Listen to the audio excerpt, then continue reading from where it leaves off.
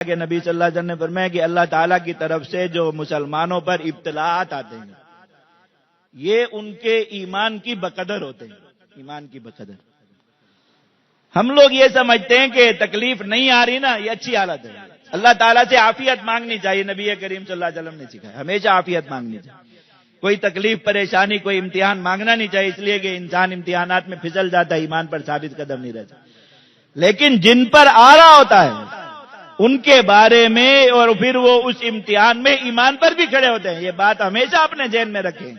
یہ پچھلے جمعہ بھی آخر میں یہی بات عرض کی کہ وہ اونچے لوگ ہوتے ہیں، بڑے لوگ ہوتے ہیں۔ اللہ کے نبی صلی اللہ علیہ وسلم نے فرمایا کہ اللہ تعالیٰ کی طرف سے امتحان بقدر ایمان آتا ہے، جس کے ایمان میں جس قدر مضبوطی، جس قدر قوت اور جس قدر شدت ہوتی ہے اس کا امتحان بھی اسی قدر شدید ہوتا ہے۔ جن کا ایمان جس قدر کمزور، جس قدر نرم، جس قدر جو ہے وہ طاقت سے اور قوت سے خالی ہوتا ہے، اسی قدر ان کے اوپر امتحانات اور بلائیں بھی کم آتی ہیں۔ وہ بڑے لوگ ہیں اور وہ جو ہے وہ امتحان میں ثابت قدم کھڑے ہوئے ہیں، لیکن یہ امتحان اصل میں ان سے بڑھ کر باقی لوگوں کا ہوتا ہے۔ اللہ رب العزت کے ہاں ان کے لیے کیا لکھا جا رہا ہے اس امتحان میں؟ ان کے لیے تو اللہ تعالیٰ نے قرآن مجید میں ایک ایسی بشارت کا اعلان فرمایا۔ آپ دیکھیے قرآن مجید میں حضرات شہدائے کرام کے یہ جو دشمنوں کفار کے ہاتھوں مسلمان جو قتل کر دیے جاتے ایمان کی بنیاد پر، جنہیں شہید کہتے ہیں،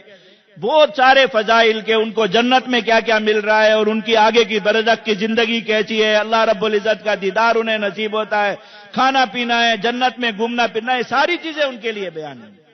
احادیث مبارکہ میں ان کے اتنے فضائل بیان ہوئے، لیکن جو قرآن مجید سمجھنے والے لوگ ہیں وہ کہتے ہیں شہداء کی جو سب سے بڑی فضیلت قرآن مجید میں بیان ہوئی ہے وہ سورہ آل عمران میں اللہ تعالیٰ نے فرمایا کہ اللہ تعالیٰ کفار کو دنیا میں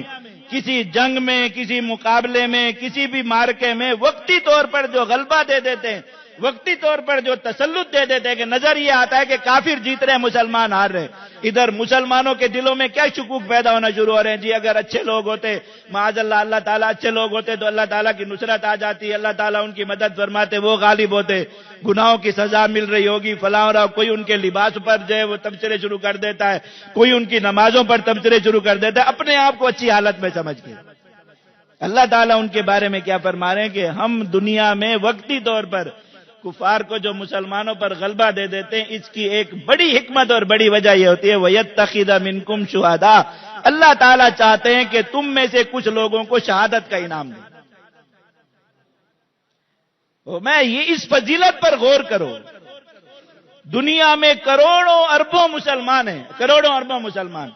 اللہ تعالیٰ کسی کو روٹی دے رہے ہیں، اللہ تعالیٰ کسی کو عزت دے رہے ہیں، اللہ تعالیٰ کسی کو منصب دے رہے ہیں، اللہ تعالیٰ دنیا میں کسی کو جو ہے وہ مقام اور مرتبہ دے رہے ہیں، اللہ تعالیٰ دنیا میں کسی کو پیسہ دے رہے ہیں، کسی کو صحت دے رہے ہیں، کچھ دے رہے ہیں، اور ان میں سے چند لوگوں کو چن کے اللہ تعالیٰ خود کیا دے رہے ہیں وَيَتَّخِذَ مِنْكُمْ شُهَدَاءَ، اللہ ان کو شہادت دے رہے ہیں،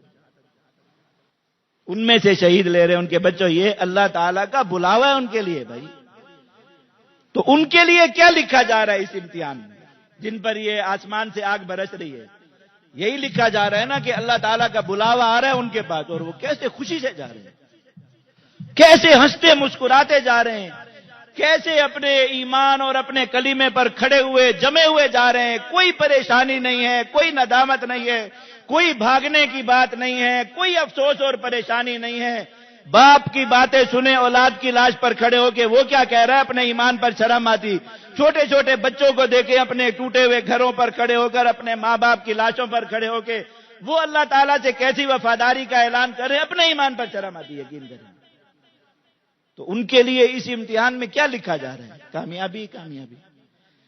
اللہ تعالیٰ ان میں سے کچھ کو شہادت عطا فرما رہے ہیں، منہم من قضا نحبہ، وہ تو اللہ تعالیٰ کے بلاوے پر چلے گئے، اللہ تعالیٰ ان کو دعوت پر بلایا، اپنے گھر بلایا، اپنے مہمان خانے میں بلائے، رہیں گے، مزے کریں گے قیامت تک۔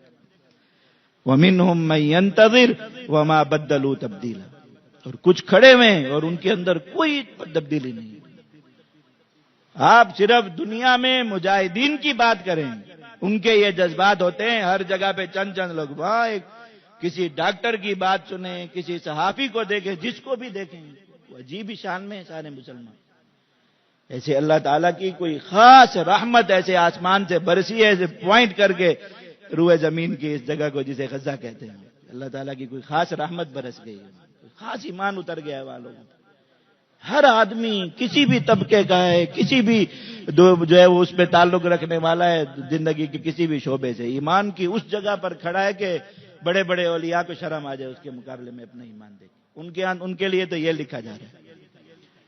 لیکن سوچئے کہ اس امتحان میں باقی امت کے لیے کیا لکھا جائے۔